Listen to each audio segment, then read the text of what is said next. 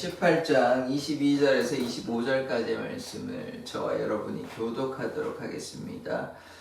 가이사랴에 상륙하여 올라가 교회의 안부를 물은 후에 안디옥으로 내려가서 얼마 있다가 갈릴리아와 그리스와 땅을 차례로 다니며 모든 제자를 복권하게 하니라. 알렉산드리아에서 난 아볼로라 하는 유대인이 에베소에 이르니 이 사람은 언변이 좋고 성경에 능통한 자라. 25절 같이 읽겠습니다. 그가 일찍이 주의 도를 배워 열심으로 예수에 관한 것을 자세히 말하며 가르치나 요한의 세례만 알 따름이라. 아멘. 하나님께서 바울을 인도하여 주신 것처럼 우리를 인도하여 주시고 우리를 사용하여 주시옵소서. 아멘. 예수 그리스도의 이름으로 기도드립니다. 아멘. 지금 바울이 고린도에서 1년 6개월의 사역을 끝내고 머리를 이제 자른 후에 머리를 이제 겐그리아에서 머리를 자르고 가깝거든요. 고린도에서 한 11km 정도 가깝고, 그래 거기서 이제 다시 이제 돌아가는 와중에 에베소에 잠깐 들려서 복음을 증거하다가 오래 좀 머물러 달라 이렇게 청하였으나 이제 떠나가게 되는 곳입니다. 떠나가서 이제 안디옥으로 이제 다시 돌아가서 그 다음에 다시 3차 전도 여행을 하게 되는 것입니다. 그죠? 22절 말씀을 보겠습니다. 가이사랴에 상륙하여 올라가 교회의 안부를 물은 후에 안디옥으로 내려가서 이제 에베소에서 또 떠나서 가이사랴라 그러면 어디냐면 시돈과 그 두로 그 위에입니다. 해안 지방인데요.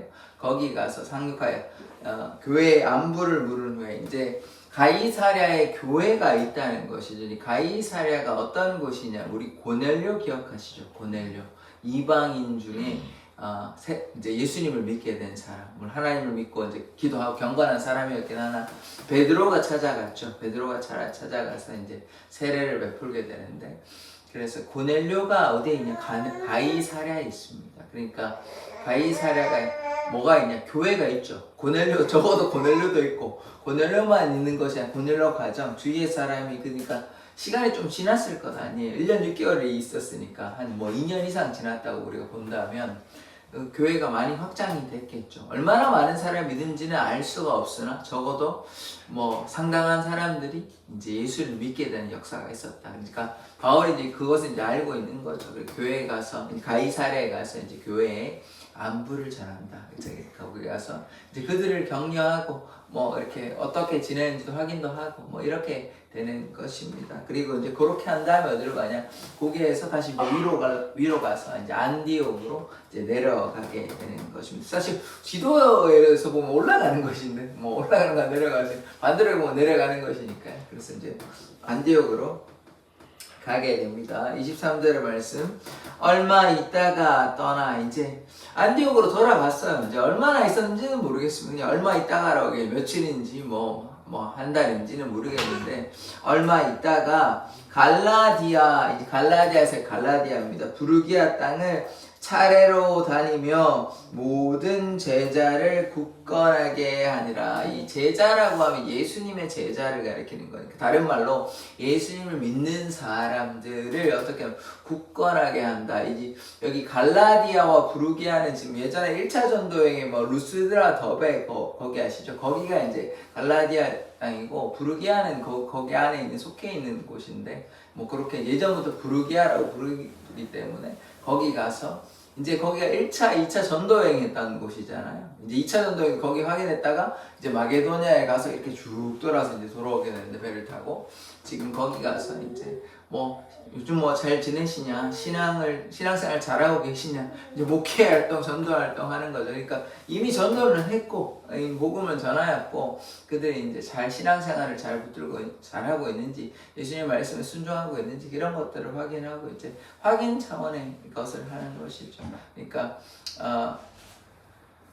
한번 믿었다고 되는 것이 아니라 계속해서 우리가 신앙생활을 하는 것이잖아요. 그러니까 교회에서 나와서 예배하고 하나님의 말씀을 따라가는 이유는 그냥 한 번의 신앙으로 끝나는 것이 아니잖아요. 어제의 신앙생활이 되는 것이 아니라 오늘 예수님을 믿고 우리의 삶 가운데서 주님과 동행하고 있냐, 이것을 우리가 항상 뭐 해야 됩니까? 점검해야 되는 것입니다. 그래서 우리가 하나님 앞에서 바른 신앙생활을 하는 것이 중요한 것입니다. 그런데 그런 점검 차원에서 지금 바울이 가서 어떻게 이제 신앙생활을 하고 있는지 살펴보았는데, 우리도 마찬가지로 뭐 이제 이번 주에 신방을 하지 않았습니까? 그래서 여러분의 이제 신앙생활은 어떠한지, 하나님께서 보시기에 어떠한지 우리가 살펴야 하는 것입니다. 그래서 우리가 주님 보시기에 거룩하고 정결한 삶을 살아갈 수 있도록 자신을 항상 살피는 자 되기를 원합니다. 뭐 다른 사람도 살펴야 되겠지만 본인이 잘 알잖아요. 본인이 어떠한지. 또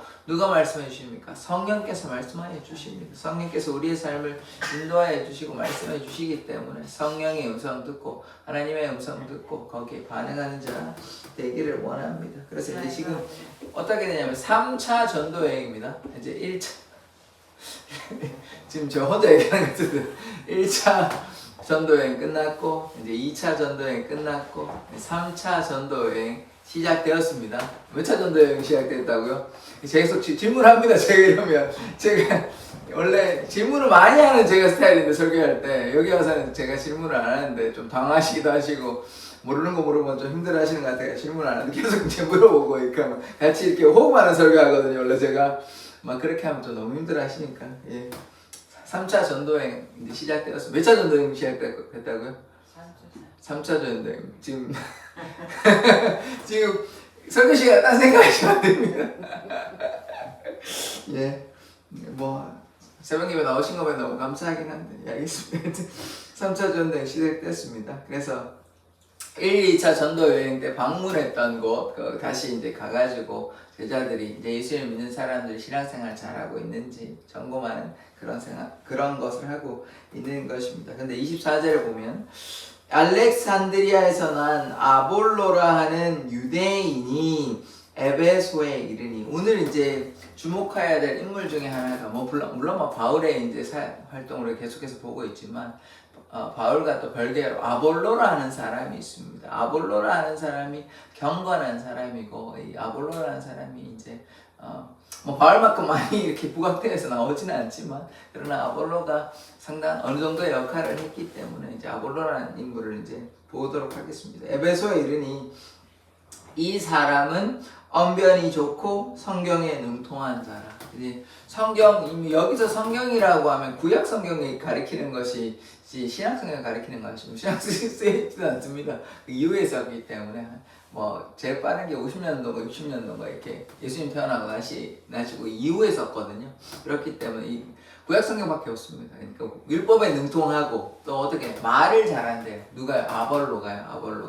아볼로가 지금, 그래서 이 사람은 하나님께서 기회 쓰시는 사람이죠. 이제 성경에 능통한다는 말은 그만큼 하나님에 대한 열심을 가지고 있고, 그래서 그렇게 하고 또 말도 잘하니까 이 복음을 잘 증거하는 사람이 되는 것이죠. 그래서 이 사람이 근데 뭐 아직 모르는 게 하나 있는데요. 25절을 보면 그가 일찍이 주의 도를 배워 열심으로 예수에 관한 것을 자세히 말하며, 여기까지는 너무 좋습니다. 예수도 압니다. 예수에 관해서 자세히 말하며 가르치나, 이 주에도 결국 이게 십자가에도 예수님을 가리키는 것이고요. 그것을 가르치는 거 너무 좋아요. 지금 좋은데 요한의 세례만 알 따름이라. 요게 이제 조금 아쉬운 부분이에요. 그러니까 다른 건 다 알아요. 이제 하나님만 믿고 뭐 율법만 따라가고 이런 유대인은 아닙니다. 그러니까 예수님도 알아요. 예수님을 가는 것에도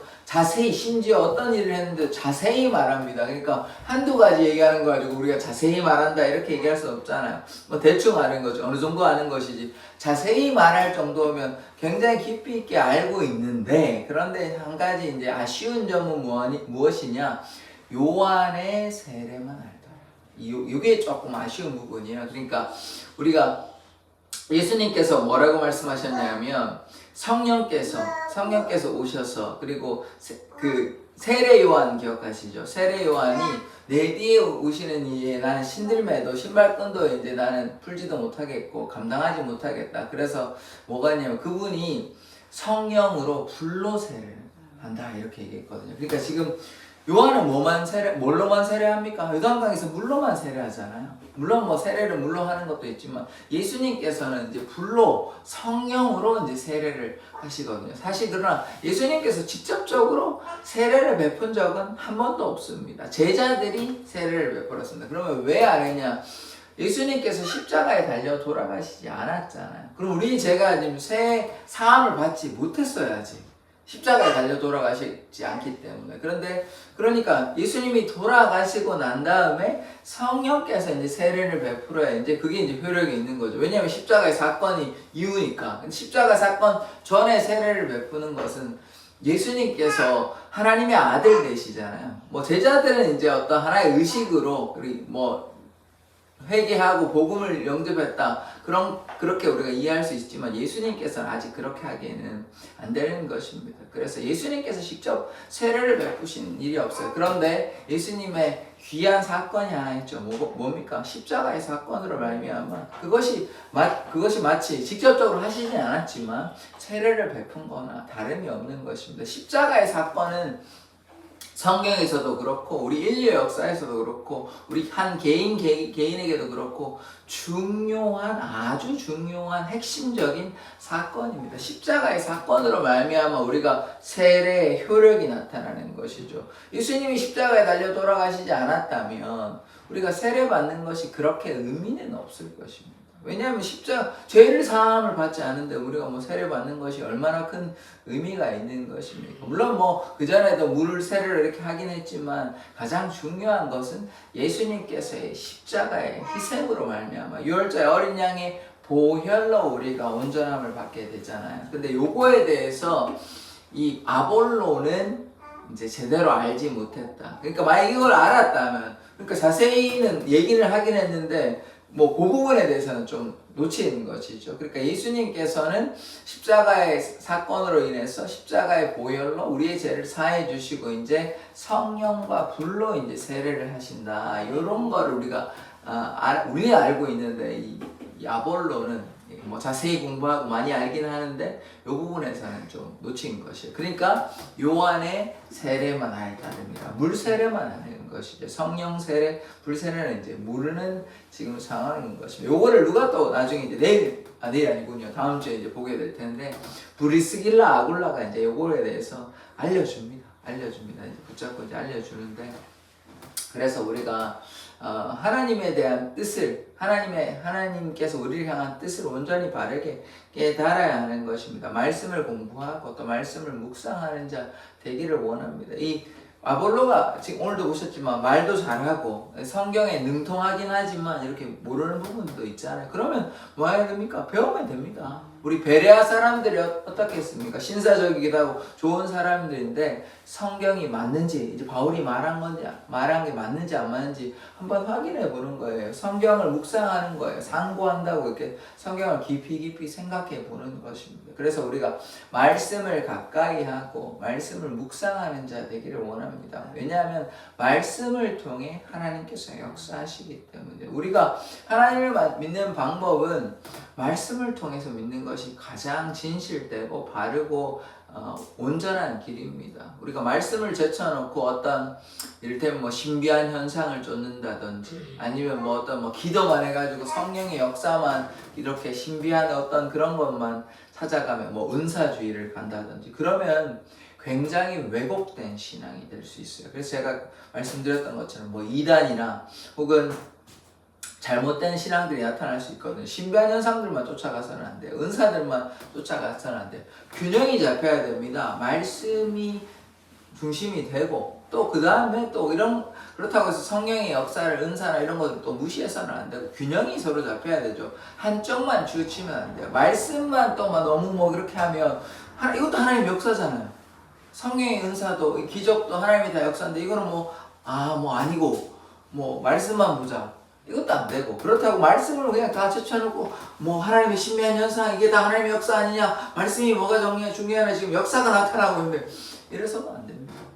균형을 잘 잡아야 돼요. 말씀도 깊이 있게 깨달아야 되고 또 하나님의 역사, 성령의 역사, 뭐 기적의 역사들이 다 나타남에도 불구하고 지금도 여전히 나타나는데도 불구하고 병이 치유되는 것을 뭐 어떻게 설명할 것입니까? 그러니까 하나님의 기적의 역사, 창조, 하나님께서 말씀으로 창조하셨는데 그런 하나님에 대한 전능하심을 믿고 나아가야 하는데 그렇지 아니하고 그냥 자꾸 인문학적으로 그냥 과학적으로 그렇게 접근해도 안 되는 것입니다. 그건 과학적으로 설명할 수 없어요. 무에서 유를 창조하는 것은 뭐 어떻게 과학적으로 설명할 것입니까? 과학은요 있는 것을 분석하는 것이지 없는 것에서 나왔다는 걸 설명할 수 없습니다. 근데 하나님께서는 없는 것으로부터 흑암의 가운데서 뭘 만드셨어요? 온 우주를 만드셨어요. 창조주 하나님이십니다. 그것을 우리가 믿음으로 고백하는 거예요. 그걸 과학적으로 어떻게 증명할 것입니까? 없는 건데 없는 것에서 있는 것을 불렀는데 그거는 다른 접근 방식이죠. 그러니까 우리가 뭐가 필요해야 되냐? 말씀에 대한 온전한 신뢰와 또 말씀만 너무 그렇게 또 파는 것이 아니라 말씀 가운데 역사하신 하나님의 놀라운 역사들이 있잖아요. 그것들에 대한 또 신뢰도 있어야 되는 것입니다. 그래서 우리가 학문적으로 또 공부도 많이 해야 되겠지만 하나님의 기적의 역사, 성령의 역사, 은사에 대해서도 우리가 다 마음을 열어놓아야 돼요. 왜냐하면 이제 어떤 분들은 너무 이제 보수적이다 보니까 뭐 어떤 기적의 역사들이라든지 어떤 은사, 이를테면 치유받는 거라든지 이런 거에 대해서 뭐 이를테면 어떤 교회는 뭐 방언하는 것도 별로 안 좋아하시는 이런 교회도 있거든요. 그러니까 이것도 하나님의 역사인 것이에요. 그러니까 우리가 좀 열린 자세로 봐야 되는 거지 이걸 다 무시하면요 어떻게 왜곡되고 편협된 신앙생활을 하게 되는 것입니다.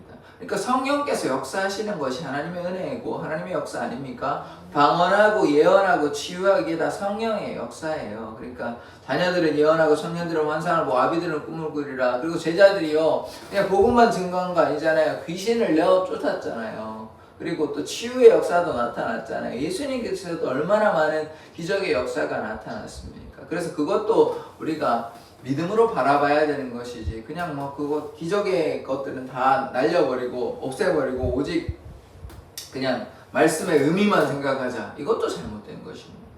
물론 말씀의 의미를 깊이 이해해야 되죠. 그러나 그렇다고 해서 어떤 하나님의 초자연적인 기적의 역사 이것을 신비의 역사를 또 무시해서는 안 되는 것입니다. 삼위일체 하나님이 이미 신비해요. 그리고 제가 아까도 말씀드렸다시피 무에서 유를 창조하는 창조의 하나님을 거기서부터 시작이 돼야 되는 것인데 이 성경의 기적의 역사를 다 무시하고 그냥 말씀만 보자. 이것도 좀 문제가 있는 것입니다. 그래서 우리가 바른 균형 잡힌 신앙생활, 말씀과 또 성령에 대해서 깊이 있게 다 이해해야 됩니다. 한쪽만 부각해가지고 한쪽만 너무 이렇게 의존하면 잘못된 왜곡된 신앙생활을 하게 되는 것입니다. 이런 현상들 우리가 많이 보게 되거든요. 하나만 말씀을 드리면 이제 미국의 이제 번영 신학이라고 그래서 뭐냐면 뭐 돈 잘 버는 것만 이제 신학이라고 말 갖다 붙이기도 참 민망한 수준인데 돈 잘 버는 게 하나님의 나라하고 무슨 상관이 있습니까?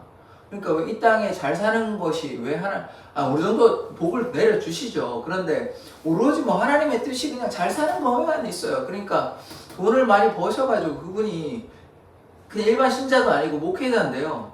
막 호화로운 돈이 엄청 부자시고 막 그렇게 되는 그 돈이 어디서 왔겠습니까? 다 신자들의 돈에서 나온 거예요. 그러니까 하여튼 그래서 그렇게 치우치면 안 됩니다. 우리가 돈을 사랑해서는 안 되는 것이에요. 하나님의 나라와 영광을 위해서 살아가야 되는 것이. 그러니까 이런 뭐 여러 가지 잘못된 길이 많이 있습니다. 이단도 얼마나 많이 있습니까? 그러니까 막 자기가 결국은 교주가 돼가지고 사람들을 자꾸 현혹하고 뭐 신천지나 뭐 지금 통일교나 뭐 여러 가지 뭐 잘못된 것이 많아요. 뭐 이제 안상홍 이런 사람도 있고 진짜 뭐 수많이 있습니다. 우리가 뭘 찾아보면요 뭐 한두 개가 신천지 뭐 이런 통일교 이런 거가 있는 것 같죠? 아니요, 엄청 많이. 제가 예전에 찾아본 적이 있는데 엄청 많이 있습니다. 그리고 뭐 한국에만 그런 것이 아니고 전 세계 이상한 막 잡다한 이런 막 이단이 많이 있어요. 그러니까 이 사람들이 왜 이렇게 됐냐? 성경을 바르게 이해하지 못하고 또 왜곡된 신앙으로 그런 것만 쫓아가니까 잘못된 길로 막 이렇게 얘기하고 있는 것이에요. 그리고 또 뭐 대천에도 있는 것 같은데 막 여기 명찰 달고 이렇게 돌아다니시는 분 있잖아요. 외국 사람 한국말 잘하고 이런 사람도 있거든요. 그 사람들이 뭐 2년이가 뭐 필수로 이렇게 뭐 돌아다녀야 된다고 뭐 제가 정확히 기억 안 나는데 후기 뭐 미랄의 성도가 있든 뭐 이상한 얘기 하는 사람들이 있습니다. 그러니까 우리가 왜곡돼서는 안 돼요. 예수님께서 오셨기 때문에 더 이상 우리가 안식일을 지키지 않습니다. 안식일만 강조하면 예수님의 정신은, 예수님에 대한 믿음은 약화되거나 안 믿게 되는 것이에요. 더 이상 우리가 구약을 살아가지 않습니다. 예수님께서 오늘도 말씀드렸잖아요. 십자가의 사건의 핵심이라고요. 그러면 예수님을 믿고 믿음으로 나아가야 되는데, 그래서 우리가 구원받는 건데, 아직까지 구약만 얘기하면 우리는 유대인과 다를 바가 없어요. 지금 이스라엘 백성들 있잖아요. 그들은요, 메시아가 아직 안 왔다고 얘기합니다. 이미 2000년 전에 예수님께서 오셔가지고 우리를 위해 피 흘려주셨는데, 메시아가 예수님께서 안 왔다고 얘기하고 있어요. 그리고 예수님께서 그냥 사람의 한 명이라고 얘기하고 있습니다. 그러니까 그렇게 어리석고 무지하면 안 돼요. 그러니까 예수님께서 이 땅에 분명히 오셨기 때문에, 그래서 우리가 바른 신앙을 가지기를 원합니다. 그래서 우리가 말씀도 깊이 있게 깨닫고 공부하고, 또 하나님께 나아가고, 또 하나님의 놀라운 역사들, 성령의 은사, 성령의 역사들에 대한 이해함도 분명히 있어야 되는 것입니다. 한쪽으로, 이쪽이나 둘도 양쪽으로, 한쪽으로 치우쳐 버리면 잘못된 길이 돼서 이단이 많이 생기게 되고, 뭐 저는 사실 번영신학 이런 사람들도 참 안타깝고, 제가 지난주인가에 말씀드리는 것처럼 자유주의 신학자들도 안타깝고, 이 사람들은 어떻게 되냐면 그냥 기적의 역사들을 믿지 아니합니다. 믿지 아니하고 그냥 말씀의 의미가 중요하지, 오병이어니 병이 치유됐니 이런 거에 대해서는 관심도 별로 두지 않아요. 그게 뭐가 그렇게 중요하냐 이런 식으로 얘기를 해버립니다. 그러면 그 사람들은 믿음이 있는 사람들입니까? 믿음이 없는 사람들입니까? 저는 그렇게 묻고 싶어요. 창조주 하나님은 그럼 어떻게 믿으십니까? 그럼 성경에 그걸 다 이제 난도질 해가지고 자기 원하는 것만 다 꺼내놓고 예수님 믿는다고 얘기하면 그게 무슨 예수님 믿는 것입니까? 성경에는 믿음의 눈으로 봐야 되지 왜 자기 마음대로 그렇게 해석하고 그렇게 합니까? 그러면 안 되는 것입니다. 그러니까 그런 이 말씀 중심으로 한다고 하지만 그런 그것도 믿는 게 말씀 중심이에요. 믿음의 눈으로 봐야 되는 거지 왜 그거를 자기 마음대로 이렇게 해서, 그런 사람들이 한두 사람이 아닙니다. 한두 사람이 아니에요. 자, 그렇게 하면 하나님의 말씀은 굉장히 왜곡되는 것입니다. 창조주 하나님 어디 갔습니까? 예수님의 십자가의 보혈은 어떤 의미입니까? 그들에게 저는 좀 묻고 싶어요. 그러니까 너무 그렇게만 인간적으로 문화적으로 그렇게 접근해서는 안 되는 것입니다. 그러니까 우리가 결론은 뭐냐? 말씀을 순수하게 믿음으로 고백하는 자 되기를 원합니다. 그러면 믿음으로 고백할 때 말씀의 역사가 우리의 삶에 나타나는 것입니다. 병이 치유함을 받고요. 하나님의 살아계심을 우리가 경험할 수 있는 것입니다. 그것을 우리가 뭐라고 했냐? 영적 체험이라고 합니다. 그래서 하나님께서 역사하심을 우리가 경험할 수 있습니다. 말씀과 기도로 무장해 보십시오. 하나님의 놀라우신 사랑을 우리가 경험할 수 있는 것입니다. 그래서 우리가 지식적으로만 접근해서도 안 되는 것입니다. 그래서 믿음으로 고백하는 자. 그러나 또 너무 이렇게 지식적으로만 접근해가지고 성령의 역사에 대해서도 또 무지하고 그래서는 또 안 되는 것입니다. 균형 잡힌 말씀과 또 이런 성령의 역사, 은사에 대해서도 방언이나 예언이나 이런 어떤 치유의 역사들에 대해서도 우리가 이해해야 하는 것입니다. 우리가 경험하지 못했다고 해서 없는 게 아니거든요. 우리가 이를테면 방언 못하는 사람들은 방언이 거짓이다, 이상한 거다 이렇게 볼 수 있는데, 방언하는 사람들은 다르게 생각할 수 있잖아요. 왜냐하면 경험했기 때문에. 성경에 이미 또 방언에 대한 이야기가 있고, 너무 이런 것에 대해서 왜곡해서는 안 되지만 성경에 다 나오는 것들을 부정하거나 틀렸다고 얘기하거나, 죽은 자가 살아나는 것이 하나님의 역사인데 그런 일들은 절대로 없다 이렇게 너무 의학적으로 과학적으로 얘기하면 성경의 역사 무시하는 것 아닙니까? 기록되어 있는 말씀인데 성경에서 죽었다가 살아난 사람이 한두 사람이 아닌데요. 예수님께서 살리신 나인성 과부도 있고 나사로도 있고 또 바울도 살리기도 하고 여러 사람이, 또 구약에서도요 과부의 아들 죽었잖아요. 그런데 살려줍니다. 선지자 엘리야 엘리사를 통해서. 그런 일들이 다 성경에 기록되어 있습니다. 그거는 안 믿을 겁니까 그러면? 그러니까 우리가 믿음으로 고백하는 자 되기를 원합니다. 기도하겠습니다. 하나님, 우리에게 담대한 믿음을 허락하여 주시옵소서. 하나님의 말씀을 믿음으로 고백하는 자 되기를 원합니다. 하나님께서 우리를 통하여 역사하여 주시고 기적의 역사가 우리의 삶을 통해 나타남을 믿습니다. 하나님 우리에게 지혜와 지식을 허락하여 주시고 말씀을 묵상할 때마다 하나님의 말씀을 온전히 깨닫고 성령께서 또 교회에게 또 우리에게 말씀하시는 그 말씀 따라 순종하는 삶 되게 하여 주시옵소서. 감사드리며 예수 그리스도의 이름으로 기도드립니다. 아멘. 주기도문으로 예배를 마치도록 하겠습니다. 하늘에 계신 우리 아버지여, 이름이 거룩히 여김을 받으시오며 나라에 임하옵시며 뜻이 하늘에서 이룬 것 같이 땅에서도 이루어지이다. 오늘날 우리에게 일용할 양식을 주옵시고 우리가 우리에게 죄 지은 자를 사하여 준 것 같이 우리 죄를 사하여 주옵시고 우리를 시험에 들게 하지 마옵시고 다만 악에서 구하옵소서. 대개 나라와 권세와 영광이 아버지께 영원히 있사옵나이다. 아멘. 우리가 날마다 하나님께 믿음으로 나아가는 자, 주님의 말씀에 순종하는 자 되게 해달라고 주여 한번 외치고 기도하도록 하겠습니다. 주여!